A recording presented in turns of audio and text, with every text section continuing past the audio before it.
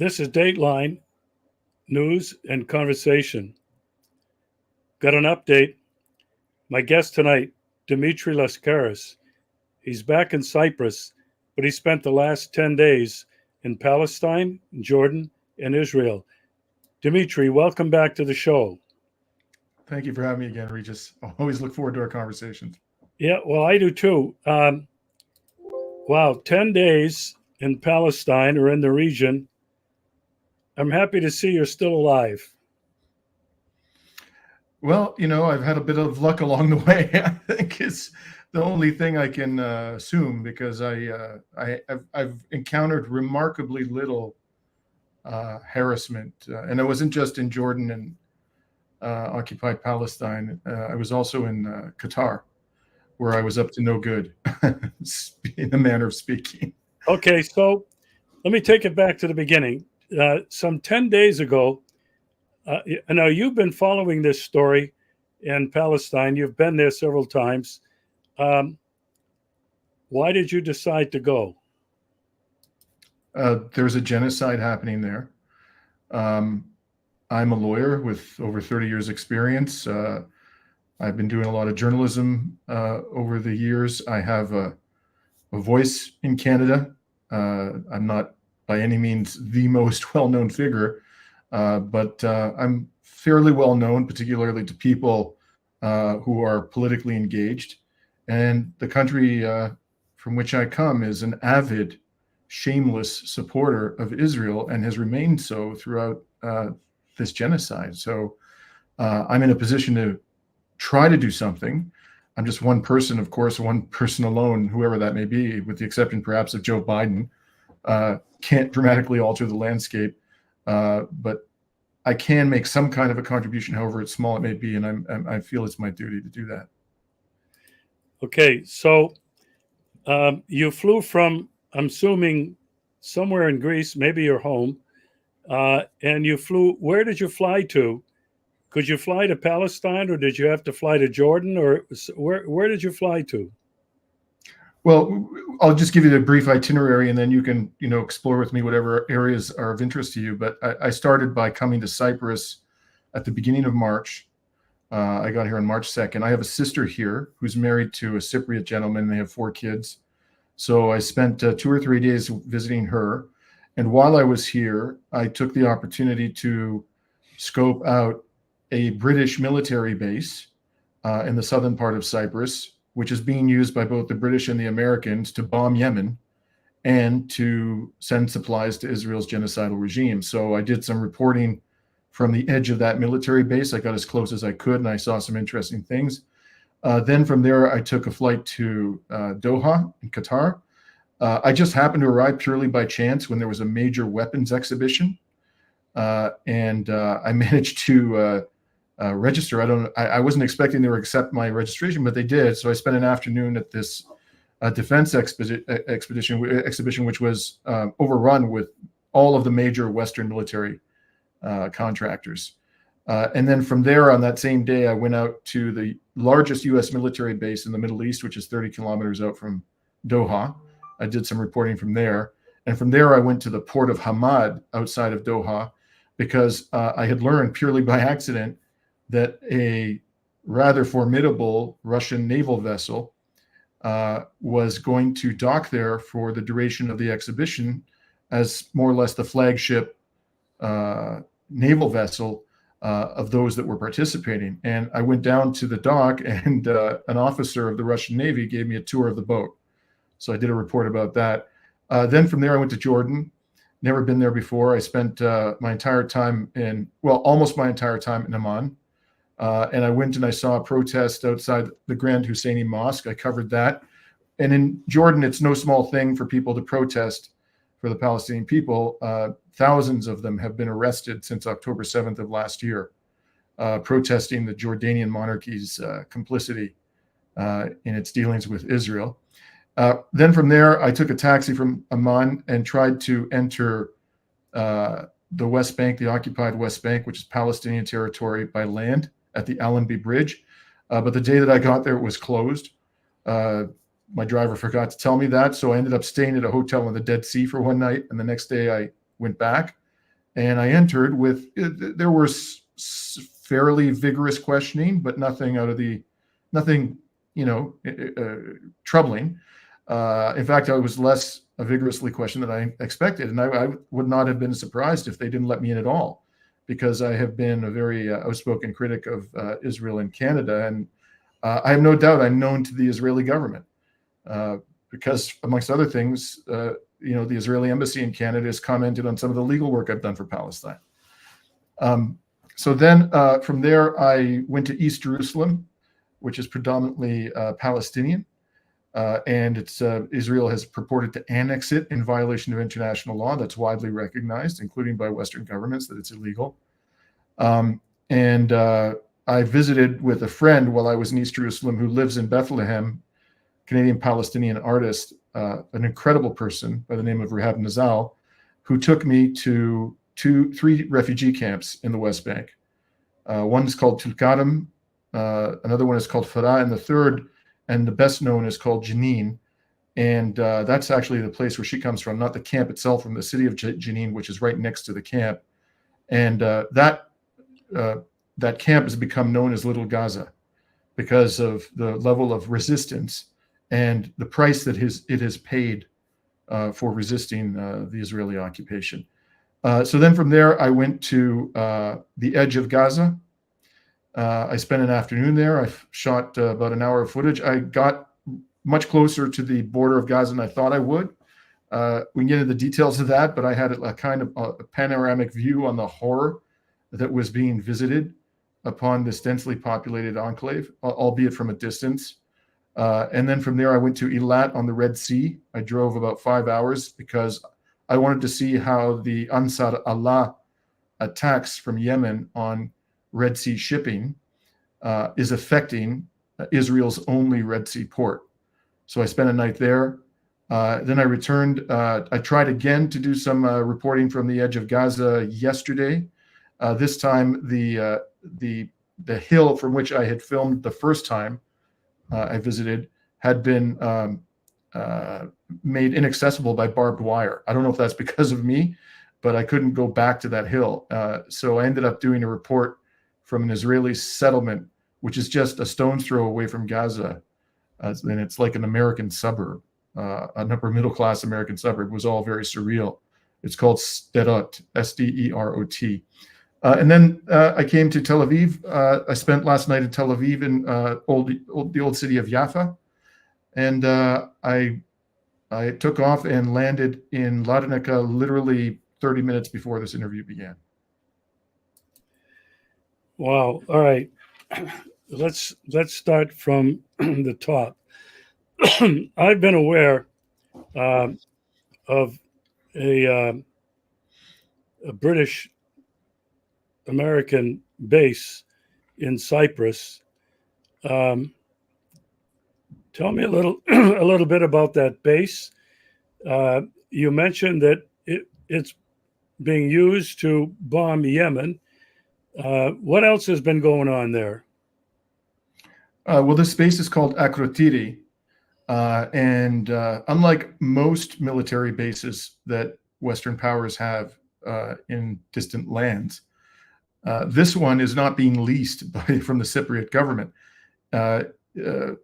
Cyprus was controlled by the British up until 1960. And as a condition of them being granted their independence by their colonial British masters, they had to cede sovereignty over a peninsula, a piece of their land. It constitutes actually two pieces of their land, which together constitute 3% of the territory of Cyprus. And this one piece where the bombing is taking place from, the bombing of Yemen, is called Akrotiri. And that has been used not only by the British, it's been used by the Americans, and it's, I think, currently being used by the Americans, it's safe to say. It's been used by the French, and it's been used to, facilitate all manner of aggression against states in the region, not just the Palestinian people, including Iraq and Afghanistan. And who knows what else they're doing there, because they're very secretive, because it's not a leased base. It's actually part of, technically, the sovereign territory of Britain. The British government doesn't feel it has any particular obligation to be transparent about what it's doing there. But based on what people have been able to piece together, they know that it's not just this crime in which this base is being for which this base that this base is involved in, namely the crime being committed in Palestine, but other crimes perpetrated by the West in the Middle East as well. Okay. It's amazing. You went to Qatar, or Qatar, however they pronounce it, and you got into a weapons expo at which all of the major military industrial complexes from America, probably Europe, were all there. Mm-hmm. How did you manage to get in there? And did you interview people? Were you able to shoot video or take pictures? Tell me about that. So I learned about this thing the first night I was in Qatar. I was watching a former officer of the Russian Navy, a gentleman by the name of Andrei Martyanov, who is extraordinarily knowledgeable about military matters and particularly military technologies. And he was an officer in the Soviet Navy. And then he left the Soviet Union, or perhaps it was Russia, shortly after the collapse of the Soviet Union. He went to live in the United States, and he's lived in Seattle for quite some time. And he speaks with a thick Russian accent, but his English is impeccable. And he does about 2 or 3 reports a week on military matters. And he's not particularly interested in minutia. He talks about strategic matters, but sometimes he educates people about military technologies. And I started watching him. I've known about him for some time, but I started watching him regularly when this proxy war started in Ukraine, because his analysis has been spot on and extraordinarily informative. So I was watching him and randomly he mentioned that because he started talking about Russia's missile capacity and particularly its ability to deliver hypersonic missiles from naval vessels. And he said that one of those vessels was going to be in Qatar as part of an exhibition called DIMDEX, which stands for the Doha International Marine Defense Exhibition. So as soon as the episode was over, I got on the internet. I never heard of this exhibition before. I found the website for it and I registered. It was 2 a.m. and I didn't think they were going to let me in because I'm an outspoken critic of the Western military industrial complex. I'm not a government official. I've never served in the military. I don't work for any media organization. I'm an independent freelance journalist. But they let me in. They approved my registration the moment they opened up their offices in the morning. And they didn't even, I don't know if others were being asked to pay a fee, but I didn't have to pay a fee. So I go down there. I rented a car, and this thing was at this massive convention center, the Qatari National Convention Center. I drove out there with a rental car. Got my pass, showed my passport, got my little, convention delegate badge. And I walked into this gigantic facility, which was several football fields easily. And every major Western manufacturer was there. In the center, there were the Americans, there was Boeing, there was McDonnell Douglas, General Dynamics was there. The names right now are coming to my lips, but all of the usual suspects were there. The British were there, BAE, the French were there, the Rafale fighter, Thales, which makes drones. The Germans were there, Rheinmetall, the company that makes these Leopard tanks that have been burning so excellently on the Ukraine battlefield. I don't say excellently as though, I want them to burn. I mean, in the sense that they aren't nearly what they're cracked up to be. They've actually lost quite a few of those Leopards on the Ukrainian battlefield after they were presented to the public as some kind of game-changing weapon in the Ukraine war. So they were there, and they also have I learned for the first time a joint venture with a Qatari arms manufacturer, which I think is controlled by the rulers of Qatar. And then there was a huge section. This was a bit of a surprise, of Turkish arms manufacturers. And I didn't realize that there were that many arms manufacturers in Turkey. That's a big business in Turkey, apparently. And then nestled away in the corner of this gigantic hall, virtually every manufacturer there, and there were dozens of them, were from either Europe or the United States or Turkey. There was one from South Korea that I saw. I was told after the fact that there was some minor Chinese manufacturer, but I didn't see it with my own eyes. and there was the Qatari arms manufacturer. And the only other non-Western arms manufacturer was, it really wasn't a manufacturer per se, it was a pavilion for Iran. My understanding is the arms manufacturing in Iran is controlled by the state. It's not private for-profit corporations. So I went in there and I noticed that they had and by the way, every man and his dog is selling drones nowadays. It was amazing. This was the most popular weapon by far, which is kind of interesting because it was supposed to be maritime defense. So I wasn't expecting to see that. And there were tanks there and armored personnel carriers. So it really wasn't strictly limited to maritime defense. I use that word in quotation marks. But anyways, I go into the Iranian pavilion and I see a drone with the word Gaza on it. And so I asked one of the gentlemen there, who in a blue suit, who was obviously Iranian and who was answering questions, why is the word Gaza on this drone? And he looked at me and he smiled and he said, because the Iranian people love justice. That was his answer. I then pulled out my phone. After scoping the place out, I saw that there were professionals with very sophisticated camera equipment filming. So it was obvious that there wasn't a prohibition on videotaping. I pulled up my phone, I stuck it on the end of one of those selfie sticks, and I started walking around for like an hour and commenting on what I was seeing. I did think about sort of ambushing some people with questions. But the problem was that I wanted to see the Russian warship. And I thought if I make it known what I'm up to, that I'm an agitator, they may take away my credentials and I wouldn't be given access to the naval base where I wanted to see the Russian warship. So at the end of the day, I didn't talk to anybody. I just literally was providing color commentary as I was walking around with my iPhone. And you can see that on my YouTube channel and on my website if you're interested. Yeah. What is your YouTube channel? So let me give you that right away, because it's at Dimitri Lascaris, but there's some numbers on the end. I believe it's 3057. Anyways, I'll double check that, but I'm pretty sure it's Dimitri. I'm sorry, at Dimitri Dimitri Lascaris Lascaris, no space between them, and then 3057 with no space between Lascaris. And I'll put that in the description later. All right, let's get to the port now. And you got a tour on a Russian military ship. What kind of ship was it?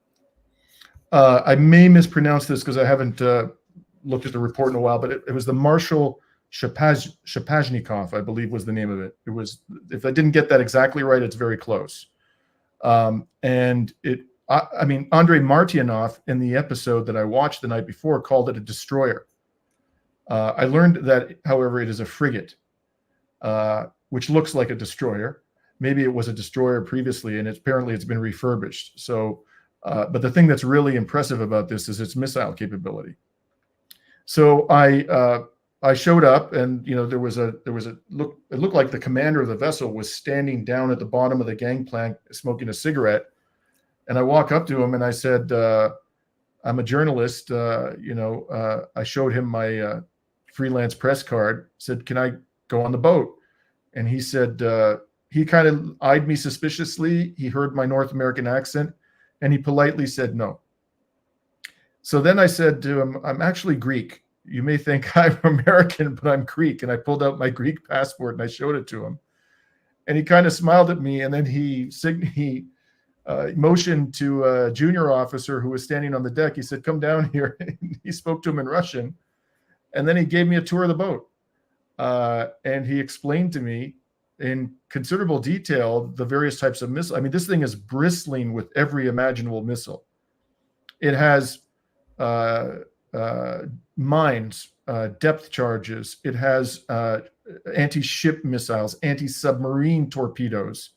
It has surface-to-air missiles. It has air defense systems. It has Kinjals. And they told me that the Kinjals that they have reach speeds of 3,000 kilometers per hour.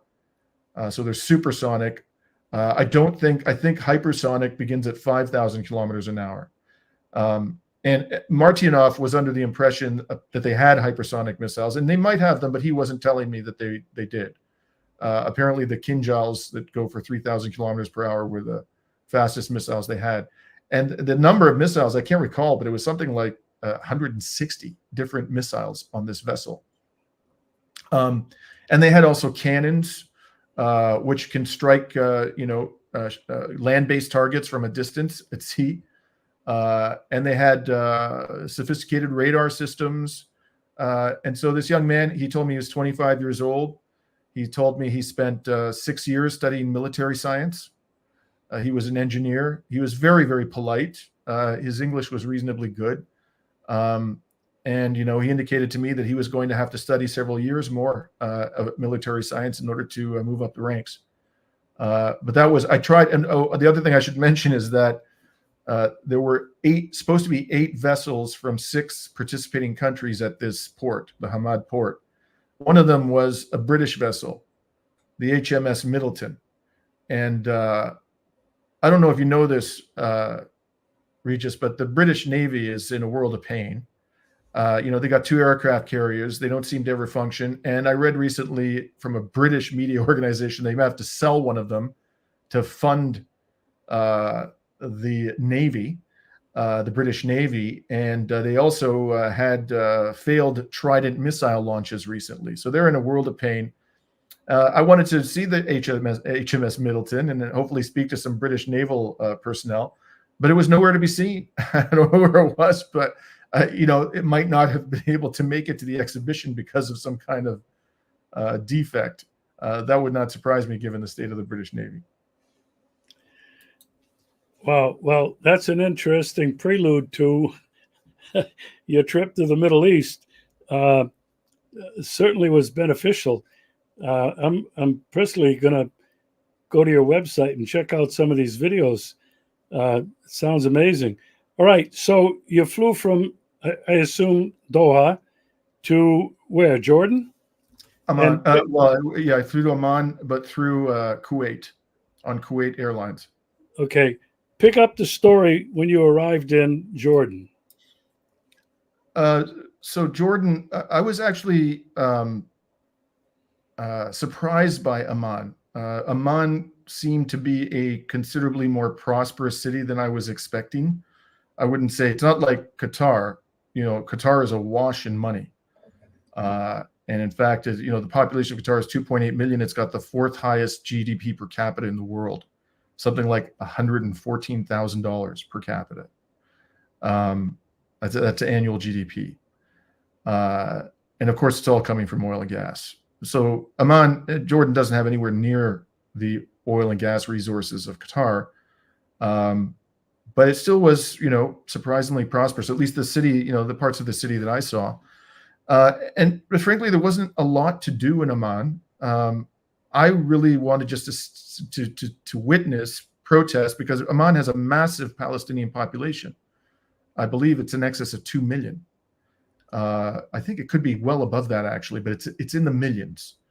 And I had read that there had been weekly protests at a mosque called the Grand Husseini Mosque. And on February 4th of this year, both Human Rights Watch and Amnesty International on the same day put out detailed reports condemning the Jordanian government for arresting thousands of pro-Palestinian protesters. So I went, I just wanted to go on. These protests were happening every week after Friday prayer and midday Friday prayer. So I wanted to see that and then move on to Palestine from there. So I went to the Grand Husseini Mosque and, thousands and thousands of people showed up and were praying in the street, interestingly. I don't know why so many of them were, but when it was over, they pulled out their keffiyehs, the Palestinian scarves, Palestinian flags, various banners denouncing Israel, and began chanting, dancing, clapping. At times it was quite festive. At times there was a lot of indignation. There was no violence. There were quite a few police, but they were keeping a discreet distance. The problem for me is I'm not an Arabic speaker, and everything they were saying was in Arabic. Some of the signs, interestingly, were in English. But afterwards, I happened to meet while I was there. I was introduced to somebody who is a Palestinian activist with Jordanian citizenship who lives in Amman. And we went out to dinner, and she gave me sort of an overview of the situation of the Palestinian people in Amman. And one of the things that she said was that the Jordanian government will threaten to take away Jordanian citizenship from Palestinians who criticize the government, and has actually done that in a number of cases. So after I filmed this protest, I asked her to listen to it and tell me what they were saying. And I was quite surprised what they were saying. They were condemning the Jordanian government for having done a peace treaty with Israel. They were condemning it for allowing goods to transit through Jordanian territory into Israel. And this, a lot of people feel that this is a way of circumventing the maritime blockade that the Yemenis have imposed on the Red Sea. They were condemning a gas and water deal between Jordan and Israel. There's another deal they were going to do, a separate gas deal, apparently, when the genocide began. And the resistance, the anger at that deal has become so intense that, interestingly, this government, which is not a democracy by any means, it's a monarchy. It's an autocracy. But the pressure from the street is so great that the government has announced that it's not going to do that deal. So it was quite surprising to me to learn this when it was translated for me, that they were openly and vigorously condemning the monarchy after thousands of them have been arrested. But what I saw that day was entirely peaceful. They were critical, but they were peaceful. Wow. Boy, that's amazing. Several million Palestinians living in Jordan and with citizenship. I guess I'm not surprised. It's a monarchy. They're not going to like people protesting, especially native Palestinians. So censorship is alive and well there, and suppression. Interesting to learn that Jordan has many deals with Israel. I certainly wasn't aware of that. I don't think most people were. So after your day in Jordan, and it was quite extraordinary, where did you go from there? So I spent 2 days in Amman, and then I took a taxi. This is commonly done. Apparently, people want to enter occupied Palestine from Jordan. They take a taxi or a bus from Amman to a bridge called the Allenby Bridge. Allenby, I think, he was a British general around the time of the creation of Israel. And I got there. So I took a taxi, and it was on a Sunday. And when we arrive at the bridge, we're told it's closed. So I told the taxi driver to take me to the nearest hotel, and there was one on the Dead Sea, which is the Allenby Bridge is just basically a few kilometers from the northern shore of the Dead Sea. So he takes me to a hotel there. But one of the things I learned going there is that the Dead Sea is disappearing. I saw the Dead Sea for the first time when I was 21 years old. I saw it from the side of occupied Palestine. This would be back in the 80s. And it was substantially larger back then than it is now. It's drying up. And they're coming up. The Americans and the Jordanians and the Israelis apparently have some harebrained scheme in mind where they're going to dig a canal from the Red Sea into the basin of the Dead Sea, which is actually 400 meters below sea level, and replenish it with ocean water. They've got real problems with water in this part of the world, increasingly so. So that's what I learned by staying in the hotel that night. It was kind of informative. And then I returned to the border the next day. After I cleared, you have to go through a checkpoint, a Jordanian checkpoint, show your passport, pay an exit fee. And then you have to get over to the other side. And the level of security that you have to go through to get to the other side is insane. You have to wait for 30 minutes, and then you get on a bus, and the bus goes through something like 6 checkpoints. There's barbed wire and concrete walls everywhere, surveillance cameras everywhere. Finally, you get to the other side, to the Israeli facility, which is much more modern and sort of technologically advanced than the Jordanian facility. And when you show up, there were a lot of Palestinians there. I don't know where they came from, because the bus I was on only had like 10 people on it. It was a little mini bus. But there were a lot of people, who most of whom appeared to me to be Arabic, who were kind of being marshaled together like cattle.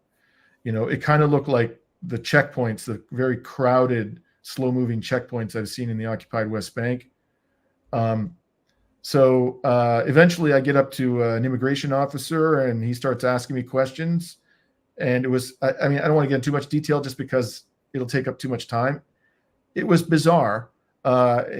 He seemed to be suspicious of me, and he was particularly concerned about the fact that I had gone to Lebanon in October of last year after the October 7 attacks. And I told him, I have friends there, which I do. And that I saw them when I was there, which I did. And he just suddenly, I thought I wasn't going to get in at that stage. And then he just suddenly blurted out, I said, okay, go ahead. And he lets me in. So I answered all questions truthfully. I didn't get asked as many as I had thought. And ultimately I get in, and then I take a taxi from there to East Jerusalem. And the road, if you're fortunate enough to be Jewish or in a taxi operated or owned by a Jewish Israeli, you get to go on what is basically a freeway, a modern freeway, all the way into Jerusalem. And when you get to the outskirts of Jerusalem, you do go through a checkpoint, but it's very quick and formalistic, frankly. You show them your passport and they wave you in. If you're Palestinian, then you have to take other roads. There is, for some portion of that road, Palestinians get to use some of it, but the other portions, they are not permitted to use them at all, and they have to go on these side roads, where there are checkpoints, oftentimes checkpoints you never even seen before. They just pop up out of nowhere. And sometimes they close down checkpoints, and they don't tell you when the checkpoints are going to be closed. I learned all of this by driving around in the West Bank over the next 2 days with a Palestinian driver and a good friend of mine. In any event, I got to Jerusalem, and that night was the beginning of Ramadan, the night when I arrived in Jerusalem.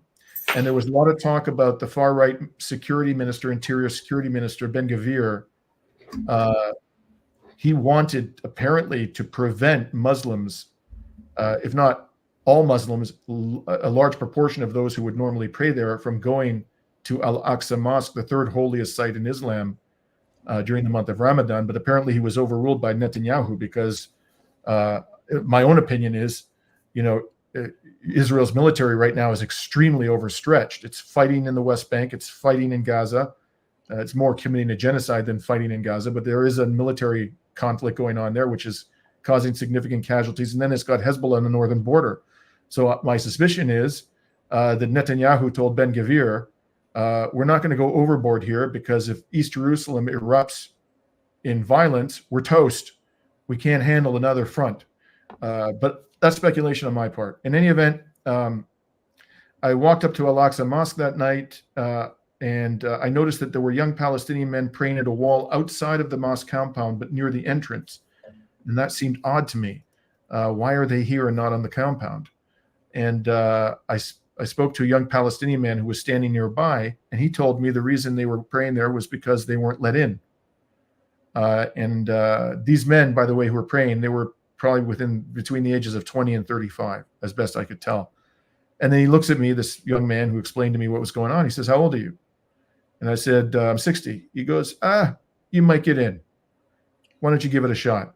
So I walked up to the entrance to Al-Aqsa, and I think I've been told that they only allow you to go in if you're Muslim, and I'm not. But when I showed up, there were about 10 young Palestinian men who were politely arguing with heavily armed Israeli soldiers. They obviously were trying to get in, and the soldiers wouldn't let them in. And when there was a pause in the argument, I looked at the soldier who was talking to them, and I said, can I go in? And he just takes me by the arm. He takes me and look at me, and he takes me by the arm, and he pulls me in. So I went up on the Al-Aqsa Mosque. I'd been on Al-Aqsa before, but I'd never been there during evening prayer. And even though I'm not religious, Regis, it's not just that I'm not Muslim, I'm not religious in any sense. It was one of the most moving and beautiful things that I saw, frankly. Partly because it was happening at a time of genocide against the Palestinian people. It was very moving. Dimitri, did you say that there were Israeli police determining who could get into this mosque? Oh, yes. Yes. They do that constantly. I don't think I've never, I've been to East Jerusalem. This is my 5th time.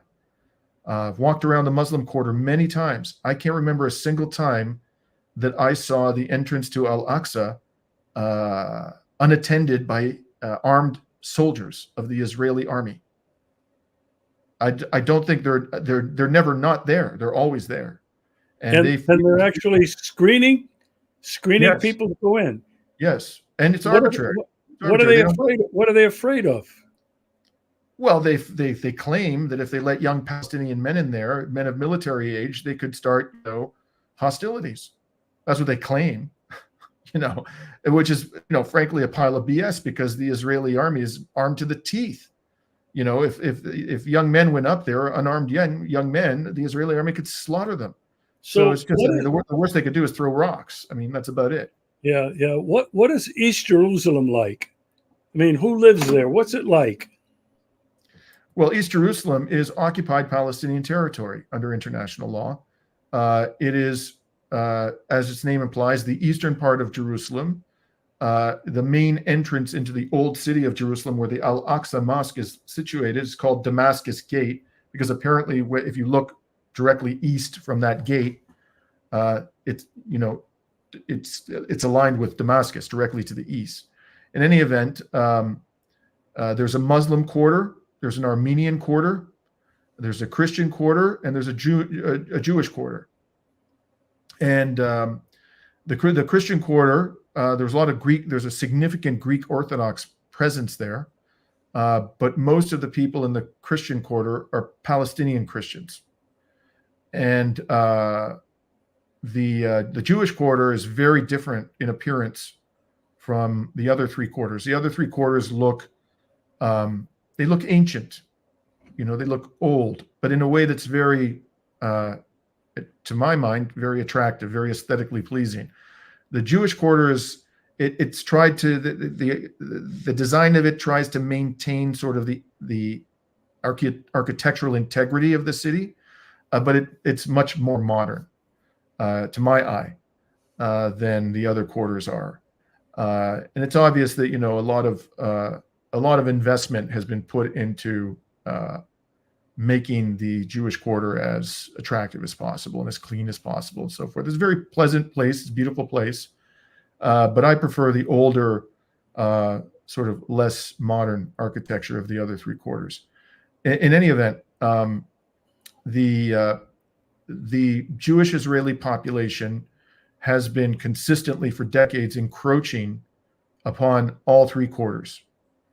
And not just, I'm talking about the three non-Jewish quarters of the old city, but then there's outside the old city, there's hundreds of thousands of Palestinians living in East Jerusalem, and they've been encroaching on them as well. And now I believe there's something like 200,000 illegal settlers in East Jerusalem, Jewish settlers. And one particular flashpoint has been a neighborhood called Sheikh Jarrah, which was sort of an affluent part of the city for Palestinians back in the day. And in 2021, I went to Sheikh Jarrah because it had been a flashpoint. In 2021, the Jerusalem District Court issued an order for the expulsion of 6 or 7 Palestinian families from their homes in Sheikh Jarrah, claiming that in fact these properties belonged to particular members of the Jewish Israeli community who wanted to live there.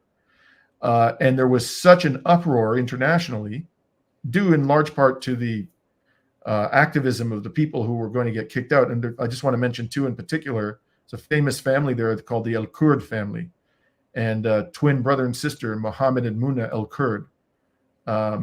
And Mohammed, by the way, now is the first Palestinian correspondent of The Nation, which is a very well-known online media organization in the United States. In any event, because of the uproar, the Israeli Attorney General in 2021, there was this order. Then the Palestinian families appealed it to the Israeli Supreme Court. And when it went to the Israeli Supreme Court, the Israeli Attorney General asked them to delay their decision. And it's kind of been in limbo ever since then. And I'll tell you two things about this, Regis, and this is really emblematic of what's going on all over East Jerusalem. First of all, the evidence, I think, showed that even under Israeli law, these Palestinians had valid title to these lands, to these properties. And I won't get into detail because it's very, very convoluted. But more importantly, whatever you think about the evidence before the Jerusalem court, as a matter of international law, Israel has no authority to apply its domestic laws to East Jerusalem. It's occupied and it's been illegally annexed, as virtually every Western state has acknowledged. So whatever the evidence showed, they don't get to issue orders that dispossess families from their homes. But that's what they've done over and over and over again, not just in East Jerusalem, but all over occupied Palestine. Wow. Is there any violence there, or is it somewhat peaceful? Well, I saw lots of violence, but I didn't see any in East Jerusalem. East Jerusalem, and this was something that was very curious to me. I was expecting there to be a lot more tension. And I asked a couple of Palestinians, 3 Palestinians, separate people in different circumstances. I tried to be polite about it. And I said, I haven't seen a single protest, not a single banner, nothing, not just no violence. I haven't seen any protest. I said, what's that all about? And they all gave me the same answer. Their answer was, well, we learned back in 2021 with this controversy in Sheikh Jarrah that if you protest, you're done. They'll open up a file on you. You could disappear, into an Israeli prison indefinitely without ever being charged of any criminal offense. It's called administrative detention. You might get shot. They might take away your kids. And so people just learn to live with it. But the thing is, Regis, the same is true of the refugee camps in the West Bank, and they are putting up fierce resistance, and they're paying a heavy price for it. All right, let's move on. From East Jerusalem, you visited 3 refugee camps. Everybody's going to want to know what's really going on there. So I think I mentioned at the outset that these were the Jenin, Tulkarm, and Farah refugee camps. I'm going to tell you quickly because I know we don't have a lot of time. The main things that I saw there that were deeply disturbing. I saw enormous amounts of destruction. Many houses, many small apartment units burnt out, ransacked, in some cases utterly demolished, but rendered unlivable in a variety of ways. I saw a mosque that was destroyed. I saw an EU-funded UNRWA daycare center, UNRWA being the United Nations Relief Works Agency, in the Tulkarm camp, which had been completely flattened. And the Israelis blew it up. They acknowledged they blew it up, and they said that the reason why they did it is they found it was booby-trapped and that weapons were in it. What you think about it is kind of odd. Like if the militants in the camp booby-trapped it to blow up, why would they store their weapons there? I mean, it doesn't really make any sense. But the thing is, Regis, that when we were there were little kids running around who lived in the area, and they said, we used to come to this daycare center. The Israelis are lying. There were no weapons here. There were no militants here. We played here many times, and they took it away from us. What did the EU do? The EU, which funded the construction of this daycare center when Israel blew it up? Nothing. Nada. Zero. They continue to do business with Israel, and they continue to support Israel.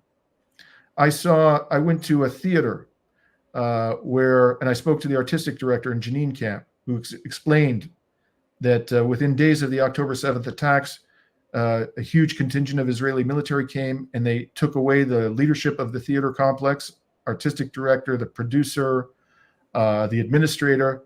They beat the bejesus out of them. They detained them in conditions that were horrific. And one of them, the producer, has disappeared. They don't know where he is. They think he's still alive, but they're not sure. and they think that he's constantly being interrogated by the Shin Bet, the Internal Security Service of Israel. In Jenin camp, they were going to expand the theater complex on a parcel of land. So many people have been killed by the Israeli military in the last 8 months that they had to abandon that plan, and they turned it into a cemetery. And we went there and we saw the cemetery, we saw the tombstones. I was accompanied by my friend Rehab Nazal, who explained to me, what the Arabic meant. One of the graves was of an 8-year-old boy by the name of Adam, who was shot dead in November by an Israeli soldier while he was playing in Jenin refugee camp. The next day, when we were going to go to Tulkarm, so the first day it was Jenin, we heard that there had been a shooting at the hospital in Jenin. So we went to the hospital, and we were fortunate enough to be able to interview the general director of the hospital, who explained to us that overnight there was an incursion of Israeli military forces into the camp, and that a number of unarmed Palestinian men sought refuge because there was a lot of gunfire in the hospital compound, the exterior part of the hospital compound. And then bullets started coming towards them. And so they fled into the emergency ward to take cover. And 2 of them were shot dead, unarmed men, as they were fleeing into the emergency ward. And we asked him, how do you know this? He said, we know this because, first of all, we interviewed the witnesses. And secondly, we have it on tape. There was a security camera on the outside and a security camera on the inside of the emergency ward. And we asked him for the tapes. He said he couldn't turn them over to us without the approval of the Palestinian Authority Ministry of Health. And then just all of a sudden, he pulled out his cell phone because he had the tapes on his cell phone and he showed them to us. And the tapes show unequivocally that an unarmed Palestinian man, as he was running into the emergency ward, was shot in the back.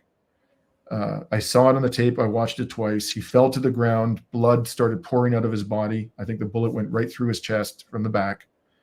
And somebody, as hail of bullets were coming into the emergency ward, somebody bravely lifted him up, by the back, and started dragging him out of the gunfire. They were going to try to save him. And you could see very clearly there was no weapon. There was no weapon underneath him at all, not even a small arms weapon. There was nothing but a pool of blood. And the last thing I saw, which really was just horrifying to recount, the first day we were in Jenin, we heard that a house had been surrounded by Israeli soldiers and that there had been extreme violence. We went to the house. We interviewed, we saw the damage. There was extensive damage done to the house. We interviewed a mother and father of several sons. And they explained to us that Israelis came looking for the eldest son. He wasn't there. 3 other sons were in a bedroom sleeping in their underwear. The Israelis beat them savagely while using their mother as a human shield. They held her against her will at the front door, which they had blown off in order to enter the house, and at gunpoint, so that if any Palestinian militants showed up to put up resistance, they would be deterred from the fact that the mother was in the line of fire. Those were some of the more horrifying things that I witnessed in Jenin, or I learned of. I myself didn't see the violence, but I found these people to be very credible, and in some cases there was, as I mentioned, video evidence to back up what I was being told. Can you describe for us what these refugee camps look like? You mentioned that there was extreme devastation that you saw. What are these camps actually like? Are people living in tents? Are they living outdoors? How do they cook? How do they, do they have porta potties? I mean, tell me what life is like there. Well, I didn't see anybody living in tents, fortunately, or on the street. They do live in, housing, concrete housing, brick housing, but it's very dilapidated, very poor condition. There were tarpaulins all over the place, and the reason why they have tarpaulins it's very densely populated, and so you have these narrow little streets and pathways, and they put tarpaulins over them. And the reason why they do that is because there are constantly drones overhead and they don't want to die. So they hide underneath these tarpaulins. There were bullet holes everywhere, Regis. I'm talking everywhere. Like I can't think of a single time that I saw a structure that did not have multiple bullet holes in it. As I mentioned, there were a lot of buildings that were destroyed or rendered unlivable by other lesser forms of damage than demolition. And I saw all over the place, well, not all over the place, but at various points throughout all these camps, there were humanitarian facilities run by the United Nations Relief Works Agency. So there was the daycare center, which I mentioned. There are medical facilities, many schools. I saw multiple schools run by UNRWA. It's no exaggeration to say that the Palestinian refugees, and we're talking here about hundreds of thousands of people in the West Bank, are living in refugee camps. And right across, literally a few kilometers away, are the villages from which they were expelled in the Nakba, or their ancestors were expelled. And they can't go back there because they're not Jewish. In any event, UNRWA it has been under assault by the Israeli, literally and financially, economically, under assault by the Israeli military for decades. The Israeli military is trying to destroy UNRWA. It is constantly lying about UNRWA. Why does it do that? It does that because it knows that Palestinians are critically dependent, the refugees, on the support of UNRWA. And the best way to make life absolutely unbearable for Palestinians is to deprive them of the assistance of UNRWA. And their ultimate objective is to make life so miserable for Palestinians that they just get up and leave.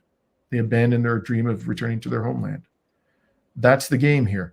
And guess what, Regis? What I've just described, meets the conventional definition of terrorism that Western governments typically employ. It's targeting of civilians and civilian infrastructure with violence for a political objective. The political objective here is for Israel, the Jewish population of Israel, to control permanently the whole of historic Palestine. That's the political objective. To achieve that, they are constantly attacking Palestinian civilians and civilian infrastructure and threatening to do so. So we are supporting a state sponsor of terrorism, a state that is itself a terrorist entity. Okay, we've talked in previous shows about Israel's survivability. The economy is hurting badly from the Houthi attacks in the Red Sea, shipping having to go a long way around, boycotts that have been taking place all over the world of Israeli companies. Even McDonald's is losing billions of dollars because people are boycotting them. What can you tell me today about the economy in Israel? Is it flourishing? What about inflation? What about employment? What's actually happening there? Oh, it's being devastated. I mean, and you don't have to take my word for it. The Israeli government acknowledged that in the last quarter of 2023, the Israeli government contracted by approximately 20%. 20%. Okay. In the Great Depression, the maximal contraction at the highest point of the worst point of the Great Depression in the United States, the economic contraction cumulatively was 25%, as I recall. So we're talking about economic devastation according to the Israeli government statistics. What I saw there was, I've been to, Israel and Palestine on 5 prior occasions. I was quite struck by how cheap the hotels were. The tourism industry has not completely died, but has been absolutely ravaged. There are hundreds of thousands of people who've left. There are hundreds of thousands of people who've been taken out of their jobs in the economy because they've been called up to serve in the military, and they don't seem to be in a position to send them back into the workforce anytime soon in Israel, because Hamas is still fighting, putting up a very stiff resistance, and Hezbollah is not even remotely close to being defeated. So their withdrawal from the Israeli economy is very difficult. And tens of thousands of Israelis have been evacuated from the northern border region, where there's daily missile attacks by Hezbollah. And those people have to be put up in alternate accommodation at the expense of the Israeli government. This is very, very costly. So one other indicia I saw of the harm being done is the last place I visited before going to Tel Aviv last night was the only Red Sea port that Israel has in a city called Eilat. Israel has a little piece of the Red Sea coastline, and it's squeezed that little piece between Egyptian territory, the southeastern edge of the Sinai Desert, and the Jordanian city of Aqaba, port city of Aqaba. So I went there, and I spent almost 24 hours there. I did not see a single tanker or cargo ship either at the Israeli port or anchored in Israeli waters. And in fact, the first day I was there, I didn't see any cargo or tanker ships anywhere on the horizon, in the Jordanian waters, in the Egyptian waters. There was nothing. The next morning, I saw 2 and possibly 3 because there was a speck on the horizon. I couldn't quite make out what it was. A tanker and a cargo ship for sure. But neither of them was heading towards Israel.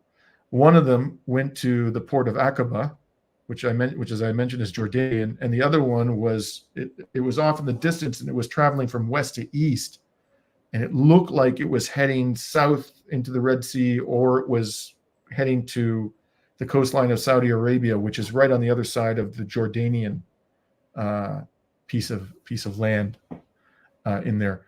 So there was absolutely no commercial shipping activity in the port of Eilat during this 20 hours or so that I was there. And also the beaches were almost empty. Now, I don't know if this is like, it was, the temperature was high 20s, was certainly warm enough to swim. But there was almost nobody on any of the beaches in Eilat. And it's also, it's a major tourist destination for Israel. All right. Before we quit, Rafah, you didn't get to Rafah, but tell me what's going on there. I mean, how many thousands of Palestinians are there trying to get into Egypt? What are conditions like?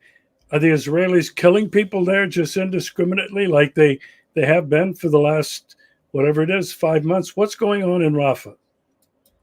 Well, conservatively, the number of people who have been killed, Rafah is a city in the southern extremity of the Gaza Strip. The Gaza Strip is, I can't remember exactly its dimensions, but it's basically a few kilometers wide, and it's something like 15 or 20 kilometers. I might have that wrong, but this is more or less to give you a flavor of the size of it. And there are, the major part of the urban part of it is Gaza City itself. Rafah is on the border with Egypt in the south. And then in the north, there's Beit Hanun, I think it's called. And the population of Gaza is approximately 2.3 million, or was before this genocide began.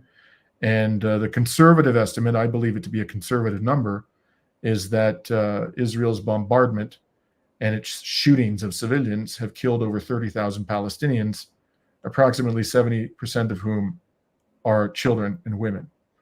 And of course, not all the men who have been killed are Hamas militants or Palestinian militants. For example, a lot of elderly men have been killed, and they're incapable of engaging in combat. Disabled men have been killed. And then there are young men who've been killed who simply have nothing to do with any violence at all.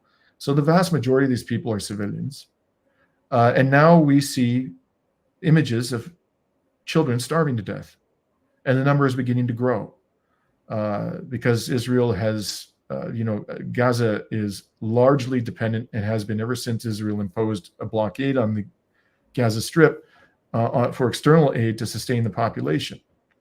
And Israel is impeding, enormously impeding the entry into the Strip of the food that is required in order to sustain the population. So people are literally starving to death. And we've seen, there are a number of images that are publicly available of skeletal Palestinians who've just passed away because of starvation. This is a man-made famine.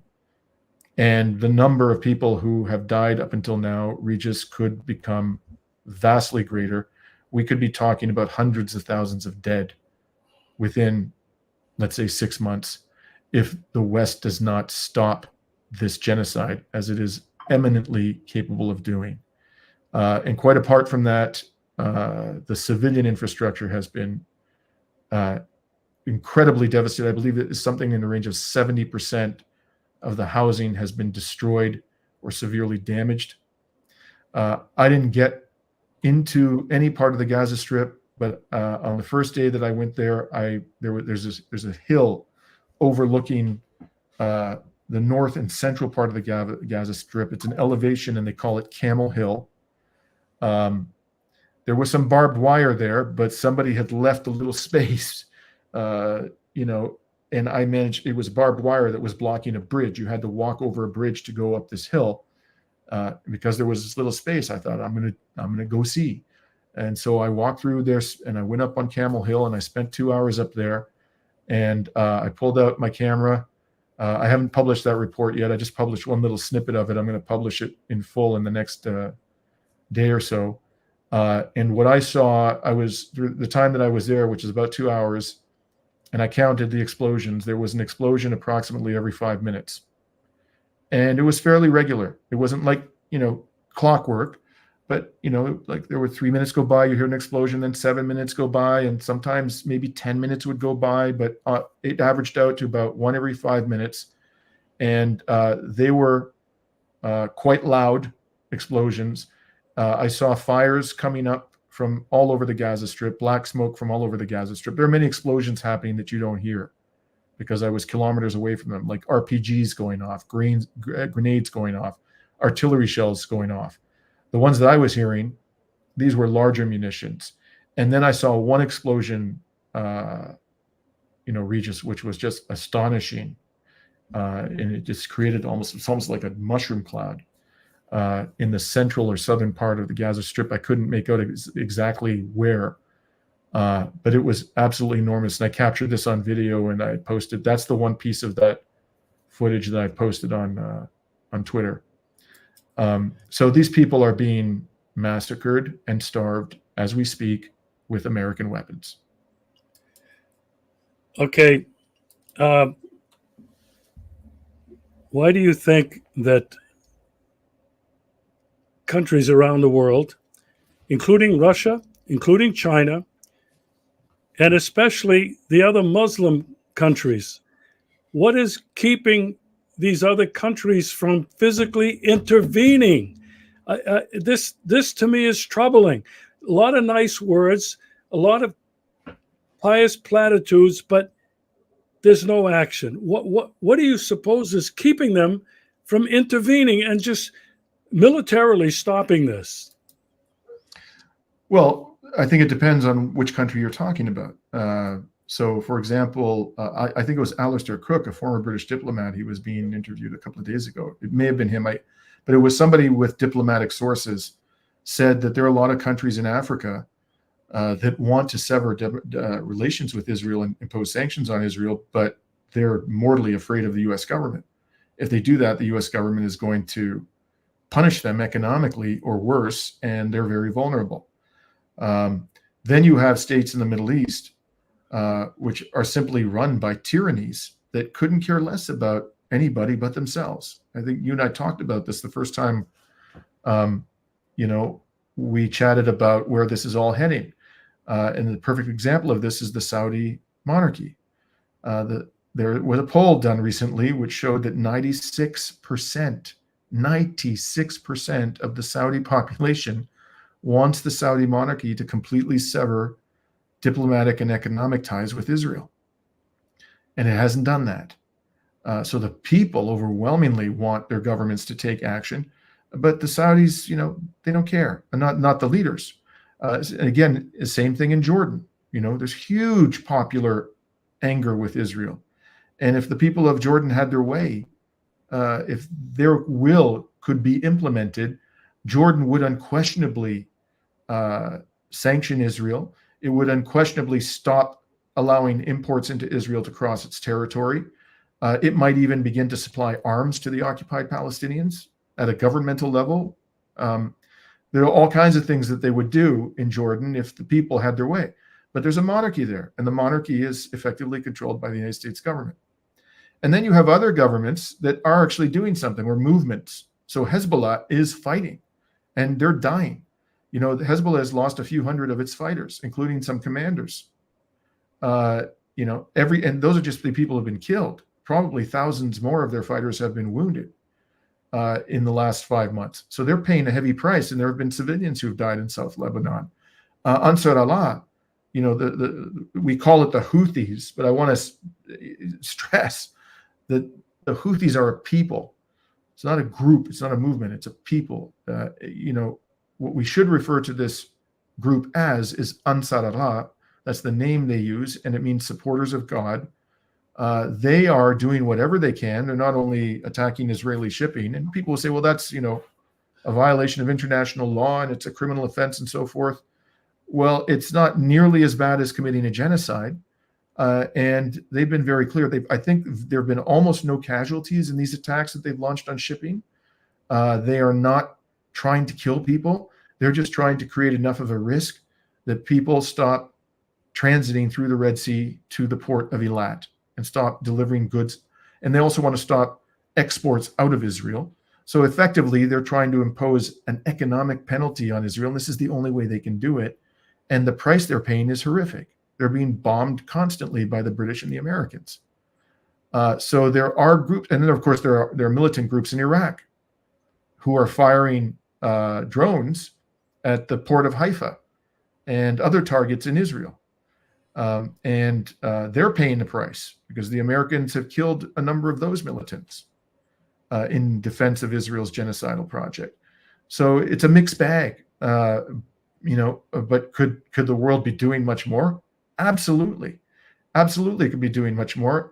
And the number one thing that could be done is Biden could pick up the phone and say, Bibi, you're done. No more weapons for you, you genocidal lunatic. It's over. And that would be the end of it. It would be finished. And he could also add on to his demand, you must give the Palestinian people a state, a real state. And the Israeli government, because it's so dependent upon the United States economically, militarily, and politically, would have no alternative but to comply. But they won't do it. And the last thing I want to say about this, you know, this leaves like middle powers, you know, like Iran and Turkey and so forth. I mean, Iran is doing things indirectly and has paid a heavy price for it, both economically and militarily. A number of its military personnel have been killed by Israel and by, you know, their top general was assassinated by the Trump administration. What they're doing is they are arming and training groups that are opposed to Israel. And they themselves, you know, are constantly condemning Israel's crimes, both against the Palestinian people, against neighboring states. But the Iranians are constrained, obviously, as are other countries in the region, by the fact that Israel has nukes. And I don't think anybody has any illusions about the willingness of some of these lunatics in the Israeli cabinet to use them. I mean, Ben-Gvir actually threatened to nuke Gaza. And if he's willing to nuke a population that is overwhelmingly civilian, one half of whom are children, you think that he would hesitate to nuke Iran, or that he would hesitate to nuke Turkey, which doesn't have any retaliatory capacity? They don't have any nuclear weapons. So, you know, it's a mixed bag. Some governments aren't acting because of the serious constraints they confront. Others are acting, but they can't, in and of themselves, be decisive. And others are just completely bought and paid for by the U.S. government.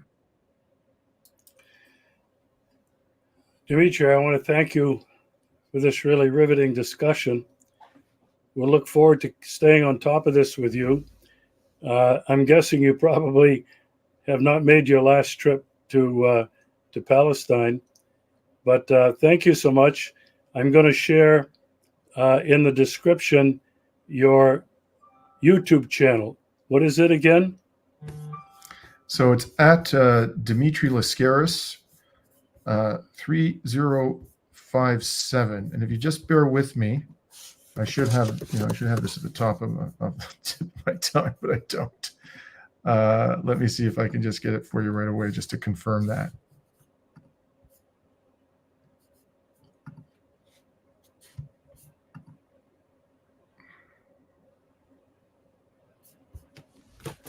Sorry, 1 second. I just got here, so I have to sign in. In any event, Regis, also I would ask, if people do go and check my videos. I've only recently, like within the past 6 months, started to regularly post content, original content on this YouTube channel, and I barely used it up until about 6 months ago. So I'm trying to build an audience. I don't get paid for this. I don't get paid anything for my journalism. I don't take any contributions. I make a living from the practice of law. So I don't need to make an income from journalism.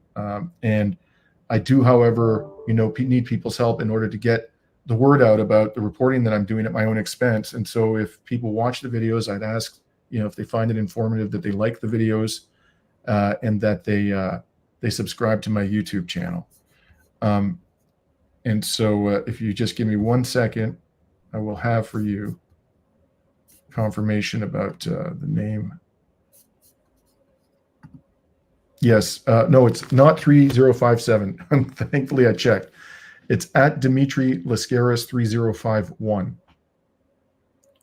So Dimitri Lascaris, one word, 3051. Correct. Correct? Yes. Dimitri, thank you so much. I'm going to encourage everybody to visit that website. I visited it yesterday and again today. You've got some incredible work there. And it just goes to show what one person can do as we attempt to end this genocide and encourage the powers that be to stop it. Thank you so much, Dimitri. Thank you, Regis. Take care.